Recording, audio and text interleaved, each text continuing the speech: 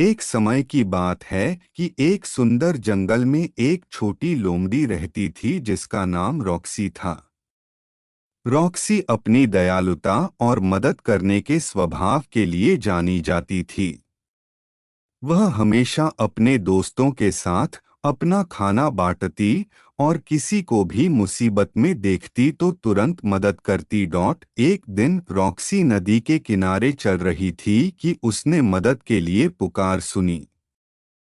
वह जल्दी से आवाज की ओर भागी और एक छोटे खरगोश को एक झाड़ी में फंसा हुआ पाया।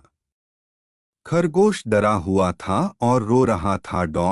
रॉक्सी धीरे से खरगोश के पास गई और बोली, चिंता मत करो, मैं तुम्हारी मदद करूंगी। उसने अपने तेज दांतों से झाड़ी की शाखाओं को काटा और खरगोश को आजाद कर दिया। खरगोश ने रॉक्सी का धन्यवाद करते हुए कहा, धन्यवाद रॉक्सी, तुमने मेरी जान बचाई। रॉक्सी ने मुस्कुराते हुए जवाब दिया, हमें हमेशा एक दूसरे की मदद करनी चाहिए। खरगोश ने सहमति में सिर हिलाया और दोनों अच्छे दोस्त बन गए। उस दिन के बाद रॉक्सी और खरगोश जंगल में साथ खेलते रहे। रॉक्सी की दयालुता की कहानियां पूरे जंगल में प्रसिद्ध हो गईं और उसे सभी जानवरों ने प्यार किया।